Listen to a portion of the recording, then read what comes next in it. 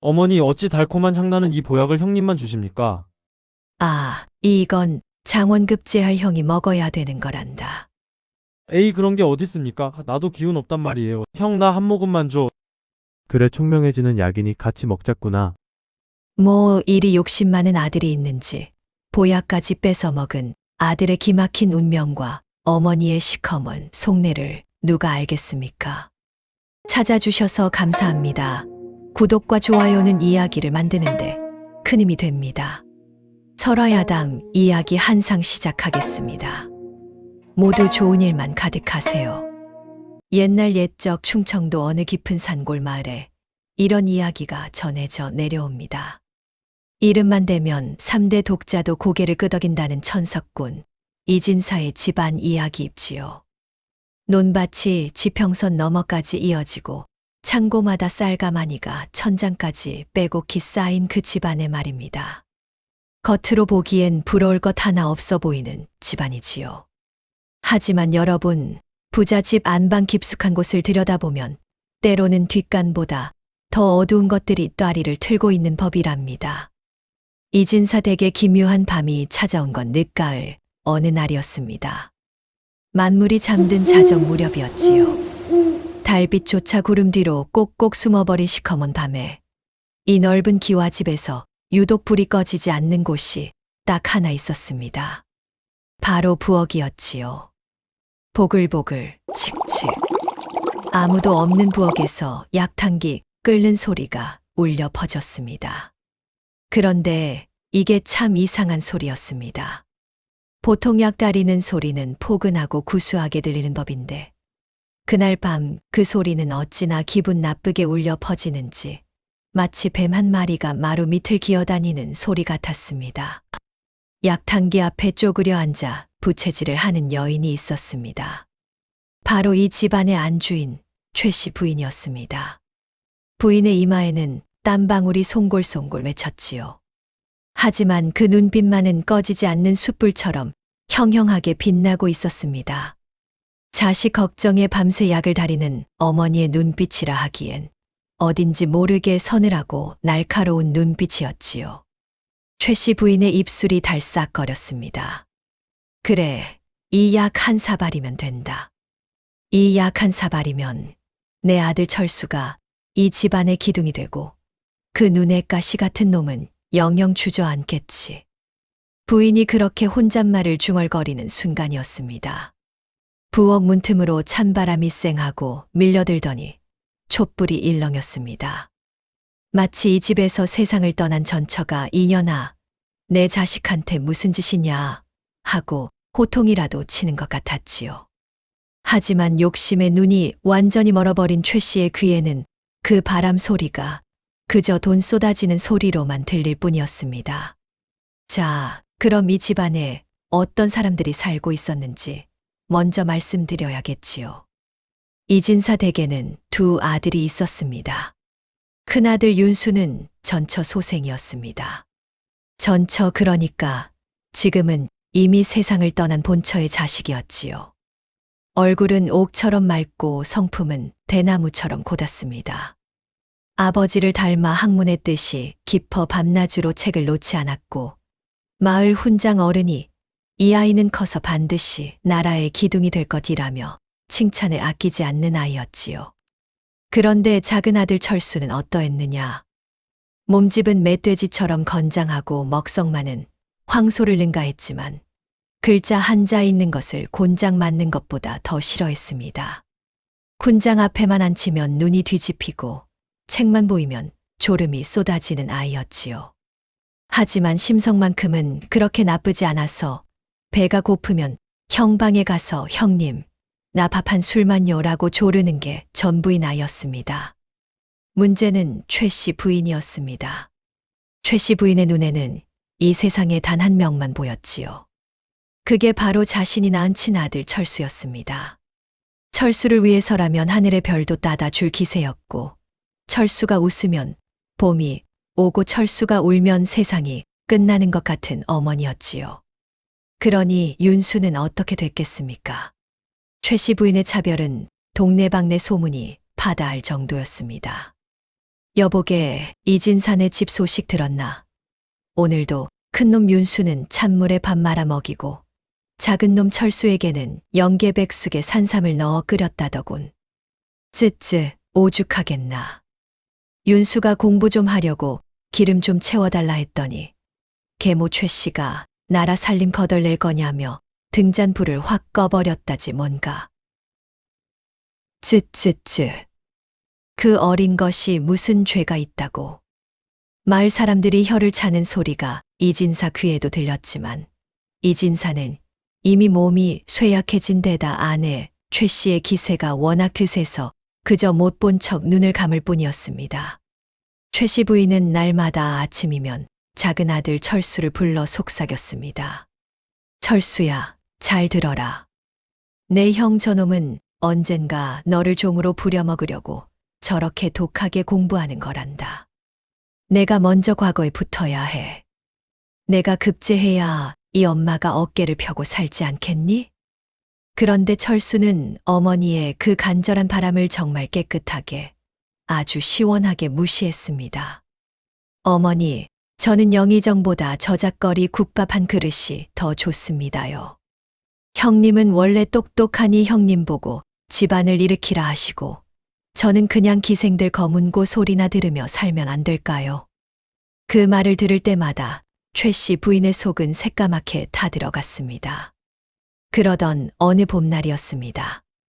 온 마을에 함성이 터져 나왔지요. 이진사 댁에 경사가 났다. 큰아들 윤수가 소과에서 장원을 차지했다. 장원, 그러니까 첫 시험에서 1등을 했다는 것입니다. 이게 얼마나 대단한 일이냐 하면 충청도 전체에서 수백 명이 붙어 경쟁하는 시험에서 맨 꼭대기를 차지한 것이니 이진사 댁 하인들도 덩달아 으쓱할 일이었지요. 마을 사람들은 잔치를 벌여야 한다며 떠들썩했고 이진사는 병든 몸으로 일어나 마당을 서성이며 눈물을 닦았습니다. 전처가 하늘에서 기뻐하겠구나. 기특한 내 자식.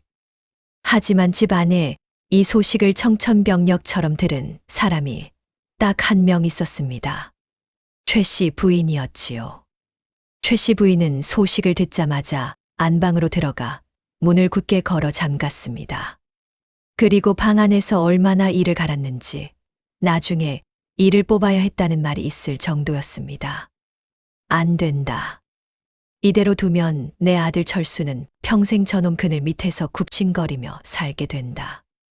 이 집안 재산도 이름도 모든 것이 전처 자식 손에 넘어간다. 내가 눈을 뜨고 그걸 볼 수는 없어. 눈이 뒤집힌 최 씨 부인은 그날 밤 결국 금기시 되던 인물을 찾아 나섰습니다. 마을 뒷산 동굴에 숨어 살며 사람의 마음을 조종한다는 박수무당 팔딱이었습니다. 칠흑 같은 밤 횃불 하나를 들고 산길을 오르는 최 씨 부인의 발걸음은 비틀거렸습니다. 올빼미 우는 소리가 돌아가라, 돌아가라 하고 외치는 것 같았지요. 하지만 욕심에 눈먼 어미의 발길은 멈추지 않았습니다. 동굴 입구에 다다르자 퀴퀴한 냄새와 함께 낮은 웃음소리가 들려왔습니다. 오실 줄 알았습니다, 부인. 팔딱이가 먼저 말을 건넸습니다.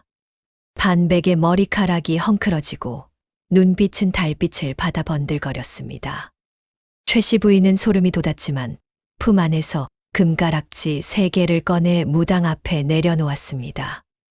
윤수 그놈을 죽이지는 않되 머리를 빼놓을 방법이 없겠소. 글을 봐도 무슨 뜻인지 모르고 책만 보면 구역질이 나게 할 방법 말이오. 팔딱이는 비릿한 웃음을 지으며 검은 약초 주머니 하나를 내밀었습니다. 망각초라 하는 것입니다. 소량씩 보약에 섞어 먹이면 처음에는 기운이 펄펄 나는 것 같지만 한 달이 지나면 머릿속에 안개가 끼듯 멍해지고 석 달이 지나면 제 부모도 못 알아보게 되지요. 보약이라 속이고 먹이시면 됩니다. 그 말을 들은 최 씨 부인의 눈이 반짝였습니다. 최 씨는 독이 든 약초를 가슴 깊숙이 품에 안고 산을 내려왔습니다. 그때 산새들이 불길하게 울어댔지만 최 씨의 귓속에는 철수가 장원 급제하고 윤수가 마당을 쓰는 달콤한 상상만이 가득했습니다. 집으로 돌아온 최 씨 부인은 그날 밤부터 당장 약을 다리기 시작했습니다. 칙칙 보글보글. 그 약탕기 끓는 소리가 바로 이 이야기의 시작, 제가 처음 말씀드린 그 소름 돋는 소리였던 것이지요. 다음 날 아침이 밝았습니다. 최 씨 부인은 사르르 웃는 낯으로 평생 한 번도 지은 적 없는 환한 미소를 지으며 윤수의 방문을 두드렸습니다. 윤수야, 고생 많았다. 장원을 했다니 내가 다 기쁘구나. 내 아버님 몰래 내가 귀한 산삼을 구해 보약을 지었으니 식기 전에 어서 들거라. 윤수는 눈을 깜박였습니다. 참 이상한 일이었지요. 평소에 물 한 그릇도 아까워하던 어머니가 그것도 산삼 보약을 지었다니요. 1000번 양보해도 믿기 어려운 일이었습니다. 하지만 천성이 착한 윤수는 의심 대신 감동을 했습니다. 어머니, 이렇게까지 저를 생각해 주시다니요. 정말 고맙습니다. 윤수가 약사발을 두 손으로 공손히 받아들고 입가로 가져가는 순간이었습니다. 최 씨 부인의 가슴이 콩닥콩닥 방방이질을 쳤습니다. 마셔라, 어서 마셔. 마시고 영영 바보가 되어버려라. 그런데 바로 그때였습니다. 방문이 벌컥 열리며 쿵쾅쿵쾅 발소리와 함께 숨이 넘어갈 것 같은 목소리가 터져 나왔습니다. 어머니, 형님 방에서 맛있는 냄새가 이렇게 납니까? 나도 배고파 죽겠는데. 철수였습니다. 최 씨 부인의 안색이 단숨에 흙빛으로 변했습니다. 심장이 발끝까지 내려앉는 것 같았지요. 철수는 방 안으로 코를 킁킁거리며 성큼 들어섰습니다. 어머니, 형님 방에서 진동하는 이 달콤한 냄새는 뭡니까?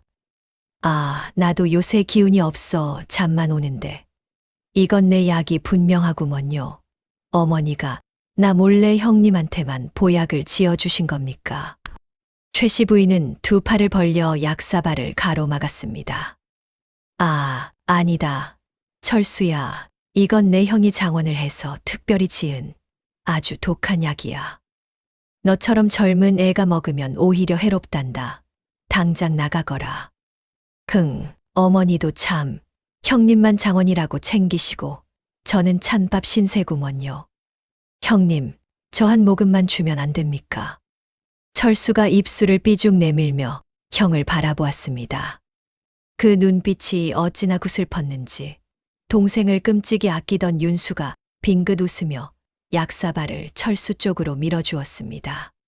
철수야, 어머니가 내 몸 생각해서 지어주신 귀한 약이라니. 너도 한 모금 마시고 기운 차려 같이 공부하자꾸나. 자, 어서 마셔보렴. 안 된다. 안 돼. 최 씨 부인이 비명을 지르며 달려들었습니다. 하지만 성질 급한 철수는 이미 사발을 입에 대고 꿀꺽꿀꺽 소리를 내며 단숨에 들이켰습니다.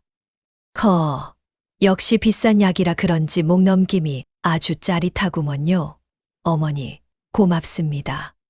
철수가 사발을 바닥에 탁 내려놓고 입가를 훔치는 것을 보며 최 씨 부인은 그 자리에 그만 주저앉고 말았습니다.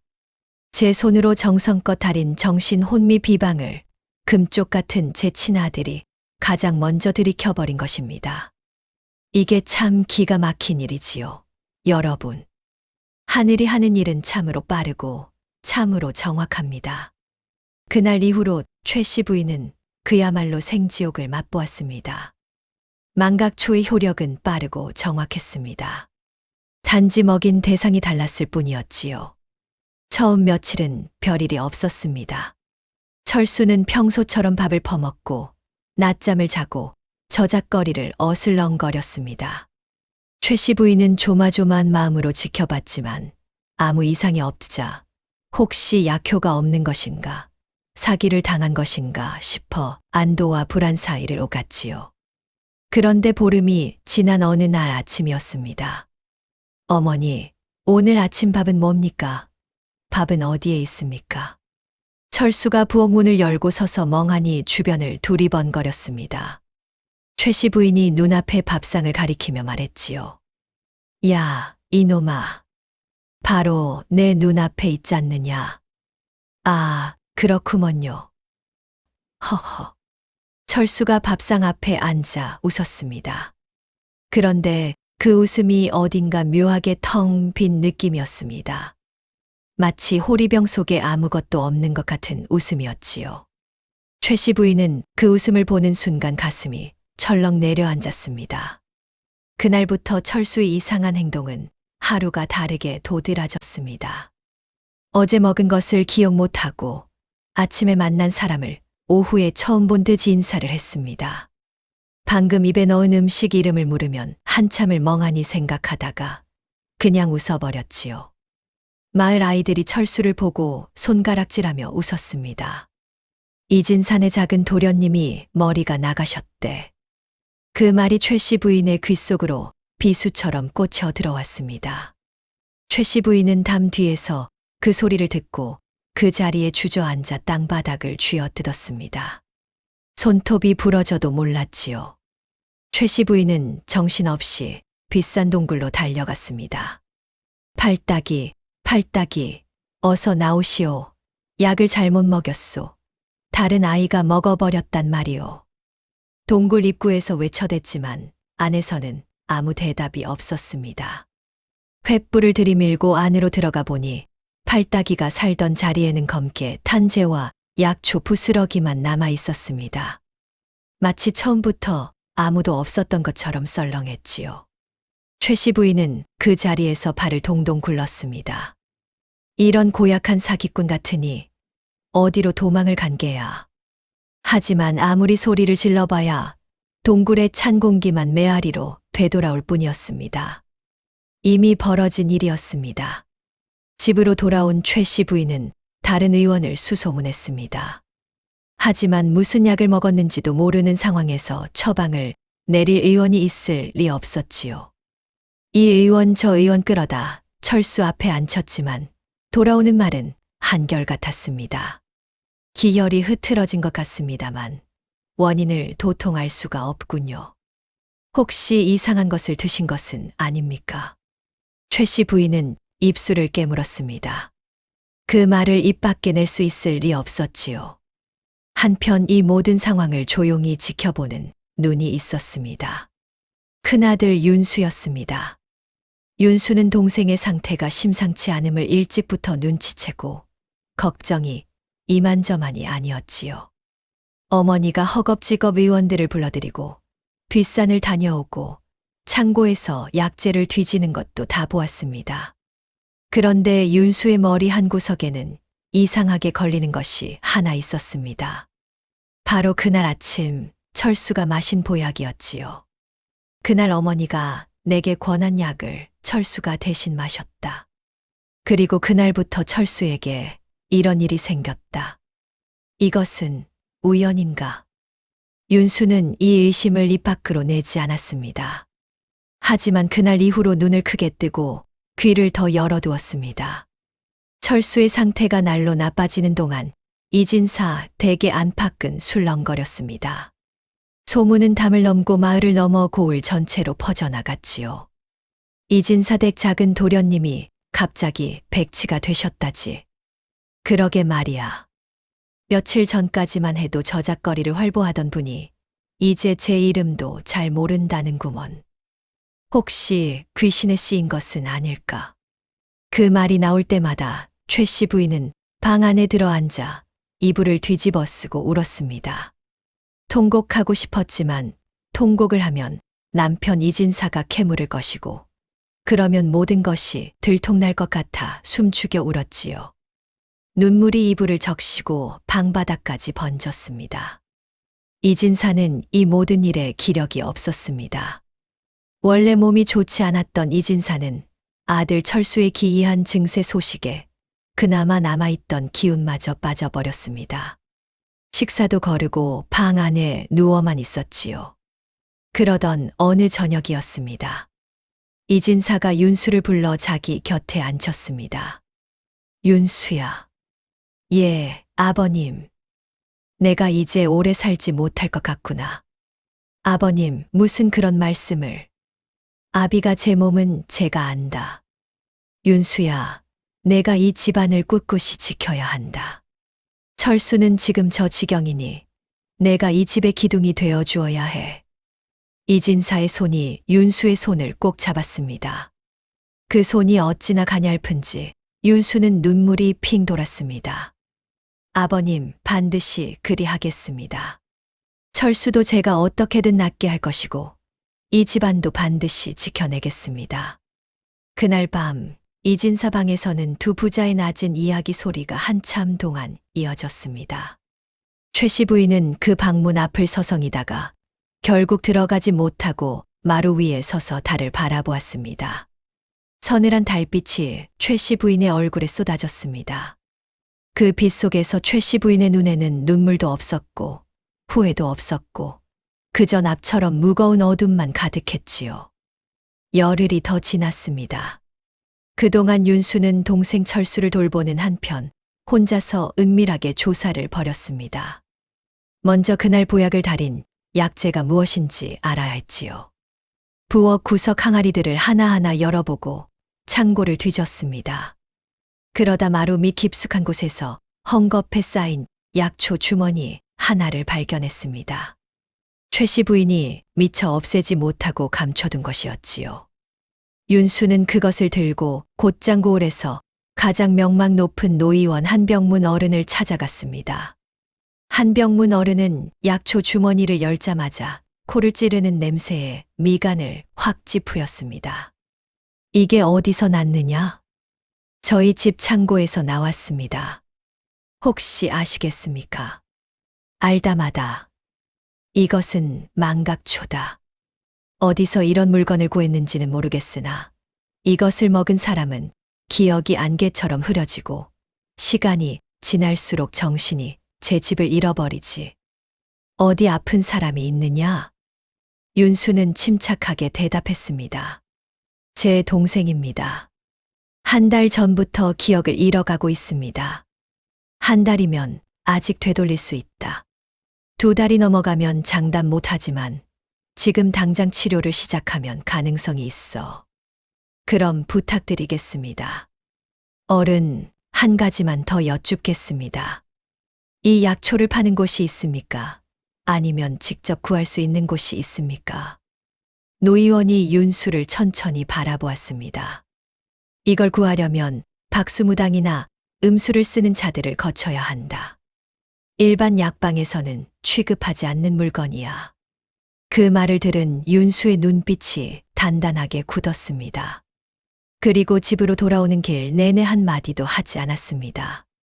밤새 달이 그의 등을 비추었지만 윤수는 뒤를 돌아보지 않았습니다. 다음 날 아침 윤수는 최 씨 부인을 찾아갔습니다. 어머니는 안방에 앉아 술을 놓고 있었습니다. 하지만 실이 바늘구멍을 제대로 통과하지 못하는 것을 보면 손이 떨리고 있다는 것을 알 수 있었지요. 어머니, 무슨 일이냐?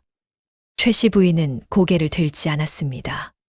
철수가 많이 아픕니다. 내가 모를 것 같으냐?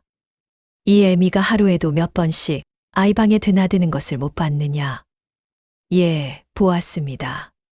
그래서 드리는 말씀입니다. 한병문 의원 어른을 찾아가 뵈었습니다. 어른께서 고쳐주실 수 있다고 하십니다. 바느질하던 최 씨 부인의 손이 멈췄습니다. 한병문이 뭐라 하더냐? 치료할 수 있다 하셨습니다. 어머니, 저는 어머니가 어떤 연유로 그 약을 구하셨는지 묻지 않겠습니다. 어머니가 무슨 마음이셨는지도 따지지 않겠습니다. 윤수의 목소리는 높지 않았습니다. 낮고 잔잔했지요. 그러나 그 잔잔함 속에 담긴 것이 무엇인지 최 씨 부인은 그 말을 들으며 온 등줄기로 느꼈습니다. 저는 오직 철수를 살리고 싶습니다. 그게 전부입니다. 최 씨 부인은 긴 침묵 끝에 손에 들고 있던 바늘을 내려놓았습니다. 작은 소리였지만 방 안에 크게 울렸습니다. 그리고 처음으로 고개를 들어 윤수를 바라보았습니다. 그 눈 속에는 지금껏 본 적 없는 것이 담겨 있었지요. 두려움이었습니다. 증오도 계산도 아닌 진짜 두려움이었습니다. 윤수는 그 눈을 피하지 않았습니다. 그저 조용히 서 있었지요. 한병문 의원이 이진사 댁에 드나들기 시작한 것은 그 다음 날부터였습니다. 노 의원은 철수를 찬찬히 살피고 맥을 짚고 혀를 보고 눈동자를 들여다보았습니다. 그리고 긴 한숨을 내쉬며 말했지요. 다행이다. 뿌리가 아직 살아있어. 한 달이 조금 더 걸리겠지만 내가 직접 다려올 약을 빠짐없이 먹이면 반드시 돌아올 것이야. 그 말에 최 씨 부인은 그 자리에서 무릎을 꿇었습니다. 의원 어른, 제발 부탁드립니다. 제발 제 자식을 살려주십시오. 노 의원은 최 씨 부인을 물끄러미 내려다보다가 아무 말 없이 고개를 끄덕였습니다. 최 씨 부인이 어떤 연유로 이런 일이 벌어졌는지 노 의원도 어느 정도는 짐작하고 있었지요. 하지만 의원의 도리는 묻는 것이 아니라 고치는 것이었으니까요. 치료는 더디게 그러나 꾸준히 진행되었습니다. 철수는 처음 열흘 동안은 약을 먹어도 나아지는 기색이 없었습니다. 오히려 하루 종일 머리가 깨질 듯 아프다며 방바닥을 뒹굴었지요. 그것이 독이 빠져나오는 과정이라 했지만 그 모습을 지켜보는 최 씨 부인은 내장이 끊어지는 것 같았습니다. 그런데 그 옆에서 밤마다 철수의 손을 잡고 앉아있는 사람이 있었습니다. 윤수였습니다. 철수야, 형이 여기 있다. 어디 아프냐? 어디가 가장 아프냐? 형님, 머리가요. 머리 안에서 돌이 굴러다니는 것 같아요. 그래, 그 돌이 다 빠져나오면 내가 말끔해질 거야. 조금만 참아라. 최 씨 부인은 문틈으로 그 모습을 보다가 소리 없이 물러났습니다. 방으로 돌아와 이불 속에 얼굴을 파묻었지요. 그 어깨가 들썩였지만 우는 소리는 나지 않았습니다. 20날이 지난 어느 저녁이었습니다. 철수가 밥상 앞에 앉아 숟가락을 들다가 멈췄습니다. 그리고 눈을 껌뻑이며 최 씨 부인을 바라보았지요. 어머니, 오늘 아침에 내가 뭘 먹었지요? 최 씨 부인이 심장이 철렁하며 대답했습니다. 미음을 먹었다. 아, 맞다. 미음. 그리고 약도 먹었고 형님이 옆에서 부채질을 해주셨지요. 최 씨 부인은 숨을 죽였습니다. 그걸 기억하느냐? 예, 기억납니다. 형님 부채 바람이 시원했어요. 최 씨 부인은 그 말을 듣는 순간 밥상 위에 두 손을 짚고 고개를 떨어뜨렸습니다. 어깨가 심하게 떨렸지요. 철수는 영문도 모른 채 고개를 갸웃하며 숟가락을 들었습니다. 어머니, 왜 그러세요? 밥 먹읍시다. 그날 밤 최 씨 부인은 처음으로 길고 긴 통곡을 쏟아냈습니다. 이불을 뒤집어 쓰고 목이 쉬도록 울었습니다. 아무도 그 방 앞을 지나가지 않았습니다. 아무도 문을 두드리지 않았지요. 오직 달빛만이 창호지 문 너머로 방 안을 고요히 비추었습니다. 이튿날부터 철수의 회복은 눈에 띄게 빨라졌습니다. 열흘 뒤에는 밖을 나가 마당을 걷더니 또 열흘 뒤에는 저작거리까지 다녀왔습니다. 2달이 채 되기 전에 철수는 제 이름은 물론 지난 겨울에 있었던 일까지 줄줄이 기억해 낼 수 있었습니다. 한병문 의원이 마지막으로 집을 방문하는 날, 진맥을 마치고 흐뭇하게 웃으며 말했습니다. 다 나았네. 이제 걱정 말게. 철수가 완전히 제자리로 돌아왔을 즈음, 이진사의 몸 상태는 반대로 걷잡을 수 없이 나빠졌습니다. 밥 한 술도 제대로 넘기지 못하고 하루 대부분을 자리에 누워 지냈지요. 방 안에는 늘 탕약 냄새가 진하게 배어 있었습니다. 그러나 이번 약은 최 씨 부인이 아니라 한병문 의원이 직접 지은 것이었습니다. 이진사는 자신의 마지막이 가까워 온다는 것을 알고 있었습니다. 어느 날 오후 이진사가 최 씨 부인을 홀로 불렀습니다. 여보. 예, 영감. 내가 죽고 나면 이 집안이 어찌 될지 걱정이요. 최 씨 부인은 고개를 숙였습니다. 윤수는 이미 장원을 했고 사람됨이 반듯하니 이 집안을 잘 이끌 것이요. 철수는 아직 어리고 철이 덜 들었지만 그 아이도 언젠간 제 형을 따라 잘 클 거요. 그러니 당신이 윤수를 미워하지 말아주오. 윤수가 전처 자식이라도 그 아이는 당신이 이 집에 있는 한 당신을 어머니로 모셔야 할 아이요. 최 씨 부인의 손이 무릎 위에서 떨렸습니다. 영감, 왜 그러오? 저는 나쁜 사람이요. 이진사가 천천히 눈을 감았다 떴습니다. 나도 알고 있소. 그 짧은 말이 방 안을 가득 채웠습니다. 이진사는 그것으로 더 이상 아무 말도 하지 않았습니다.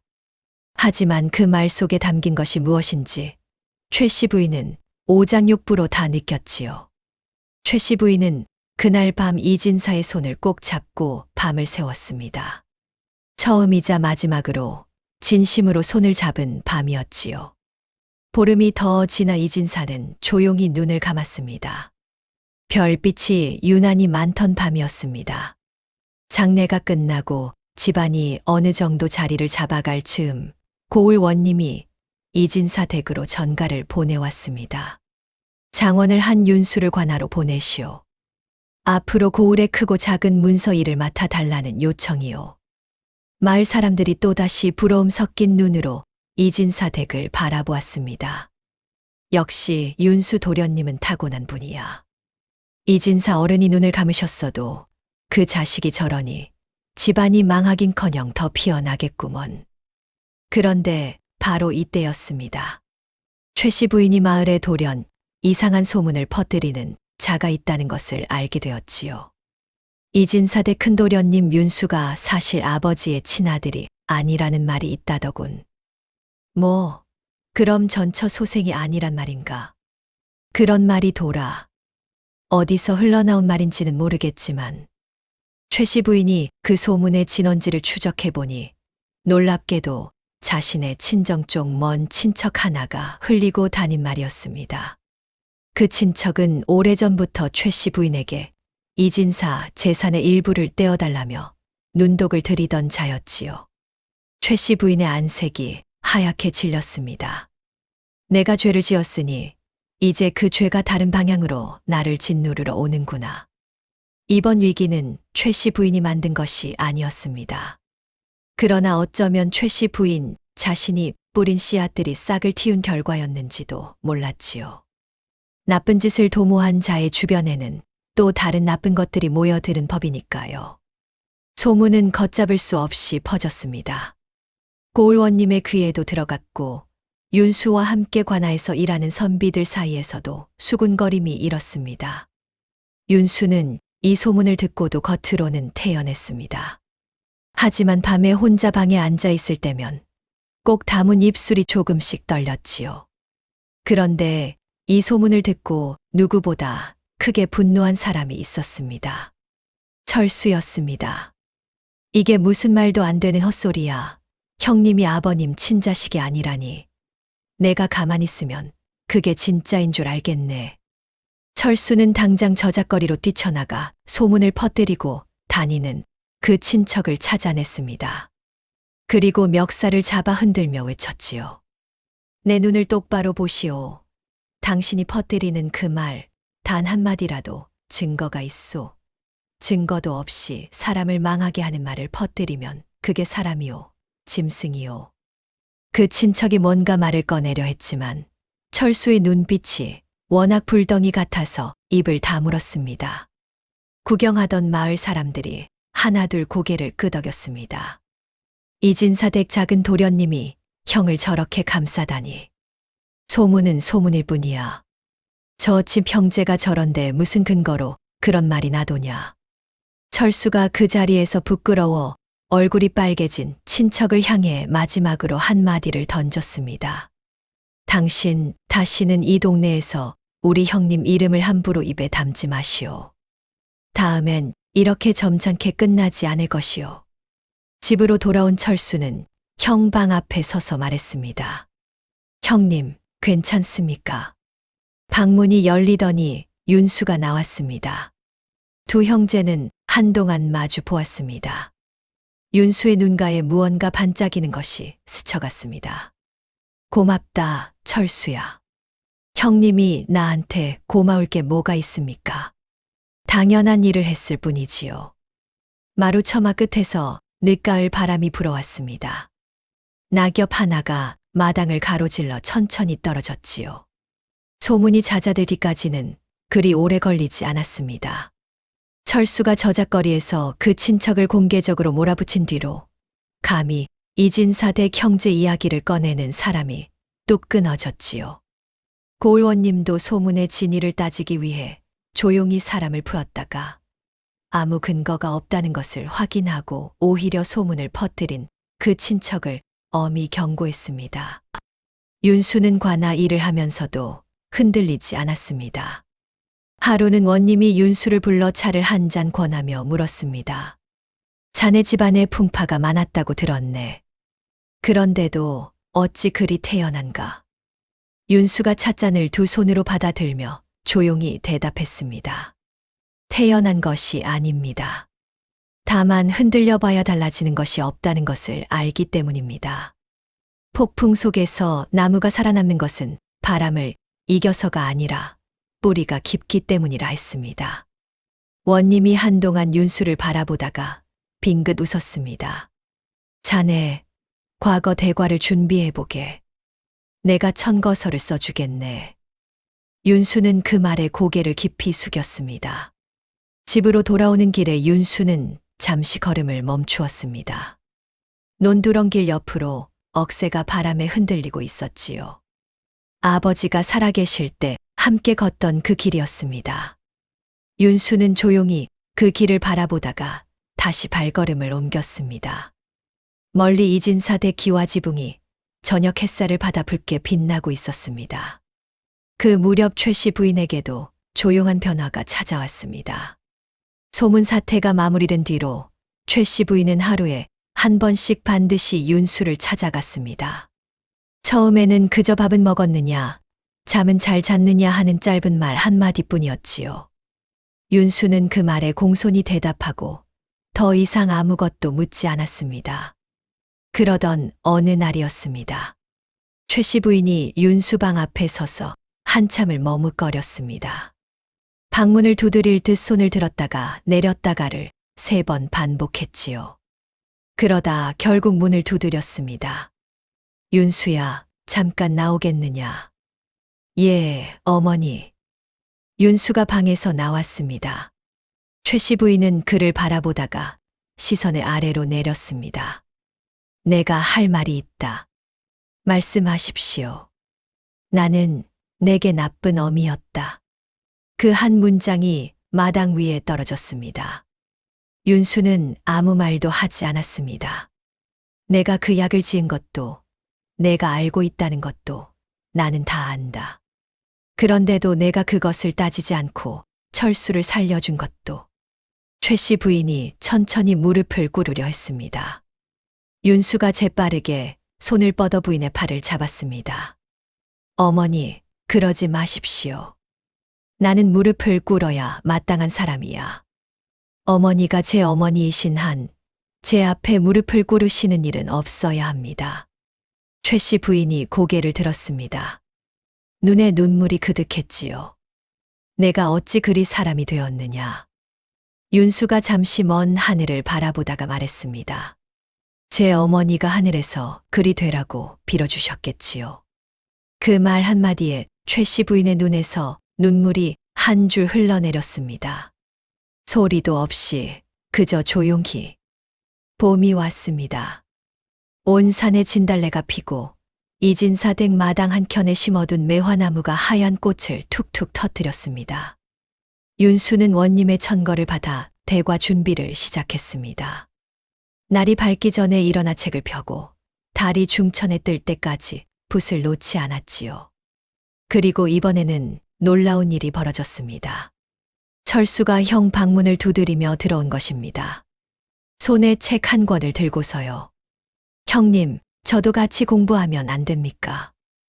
윤수가 눈을 동그랗게 떴습니다. 내가 책을 보면 구역질이 난다던 내가. 형님, 그건 제가 어렸을 때 이야기고요. 저도 이제 뭔가 해야 하지 않겠습니까? 가만히 형님 뒤만 따라다니다가 늙어버리면 얼마나 억울합니까? 윤수가 빙그레 웃으며 자리를 내어주었습니다. 그날부터 이진사 댁 사랑채에서는 밤마다 두 형제가 나란히 앉아 책 읽는 소리가 흘러나왔습니다. 가끔 철수가 졸다가 책 위에 엎어지면 윤수가 살며시 그 어깨를 흔들었고 철수는 눈을 비비며 다시 붓을 잡았지요. 최씨 부인은 그 모습을 멀찍이서 바라보며 조용히 방으로 들어갔습니다. 방 안에 앉아 등잔불 심지를 고르다가 문득 손을 멈추었지요. 저 두 아이의 웃음소리가 이 집에서 이렇게 함께 울려 퍼지는 것을 자신이 지금까지 한 번도 가만히 들어본 적이 없었다는 것을 그제야 깨달았습니다. 등잔불이 바람도 없는데 조용히 흔들렸습니다. 가을이 깊어질 무렵 마침내 소식이 날아들었습니다. 이진사 댁 큰도련님 윤수가 대과에 급제하셨다. 이번에는 장원이 아니었습니다. 장원보다 한 계단 아래였지요. 하지만 그것으로 충분하고도 넘쳤습니다. 고을 전체가 들썩였고 관아에서는 풍물패를 보내왔습니다. 징소리, 꽹과리 소리가 이진사 댁 대문 앞에서 울려 퍼졌습니다. 철수는 마당에서 덩실덩실 춤을 추었습니다. 어찌나 신나게 춤을 추는지 구경하러 온 마을 아이들까지 따라 덩실거렸지요. 형님, 내가 뭘 했습니까? 형님이 이 나라 기둥이 된다 했지 않았습니까? 어머니, 어서 나오세요. 잔치를 벌여야지요. 최씨 부인이 대청마루 앞에 서 있었습니다. 풍물 소리가 귀를 가득 채우고 마당에 햇살이 넘쳐 흘렀습니다. 최씨 부인은 그 자리에 선 채로 마당 한가운데 서 있는 윤수를 바라보았습니다. 윤수가 고개를 돌려 최씨 부인과 눈이 마주쳤지요. 윤수가 걸어왔습니다. 그리고 최씨 부인 앞에 깎듯이 절을 올렸습니다. 어머니, 덕분입니다. 최씨 부인이 흠칫했습니다. 내 덕이라니 내가 무슨 덕을 베풀었다고. 살아있으니 이 자리에 섰습니다. 이 집에 있었으니 이 날을 맞이했습니다. 그것만으로도 충분한 덕이 아닙니까? 최씨 부인은 그 말에 입술을 꾹 다물었습니다. 눈이 빠르게 깜박였지요. 풍물 소리가 하늘을 울렸고 마당의 낙엽이 빙글빙글 돌며 날아올랐습니다. 그날 이진사 댁 잔치상에는 마을 사람들이 줄줄이 몰려들었습니다. 밥이 모자라 3번이나 다시 지었고 술독이 2번 비었습니다. 철수는 그 자리에서 마을 어르신들에게 큰절을 올리며 돌아다니다가 본인도 술이 잔뜩 취해 마당 한켠에서 골아떨어졌지요. 웃음소리가 별이 뜰 때까지 이어졌습니다. 그로부터 몇 해가 더 흘렀습니다. 윤수는 관직에 나아가 고을과 고을을 다니며 억울한 백성들의 사정을 듣고 해결하는 일을 했습니다. 명망이 날로 높아졌고 그 이름이 한양까지 알려졌지요. 철수는 어떻게 됐느냐 하면 끝내 과거는 보지 않았습니다. 대신 이진사 댁의 논밭을 직접 돌보며 소작농들과 함께 땀을 흘렸지요. 어려운 소작인이 있으면 쌀을 나눠주고 홍수로 피해를 입은 집이 있으면 창고를 열었습니다. 마을 사람들이 철수를 보고 이렇게 말했습니다. 이진사 댁 작은 도련님은 높은 자리는 없어도 마음 자리가 가장 높은 분이야. 그 말이 철수 귀에 들어가는 날이면 철수는 쑥스럽다며 고개를 벅벅 긁었습니다. 최씨 부인은 어떻게 되었을까요? 최씨 부인은 조용히 늙어갔습니다. 큰 소리 한 번 내지 않고 욕심 한 자락 부리지 않고 아침이면 일찍 일어나 두 아들 방 앞에 따뜻한 미음이나 죽을 올려두고 남은 하루는 뒷곁에서 텃밭을 가꾸며 보냈습니다. 어느 가을날 최씨 부인이 텃밭에 쪼그리고 앉아 물을 솎아내고 있을 때였습니다. 윤수가 관아에서 돌아오다 그 모습을 보고 다가와 옆에 쪼그려 앉았습니다. 어머니, 제가 도와드리겠습니다. 너는 관복도 입고 있는데 무슨 농사냐? 관복이야 빨면 되지요. 두 사람은 나란히 쪼그려 앉아 흙을 파헤쳤습니다. 아무 말도 없었습니다. 그런데 그 침묵이 어색하지 않았지요. 오히려 따뜻했습니다. 최 씨 부인이 흙 묻은 손등으로 이마를 훔치며 낮게 중얼거렸습니다.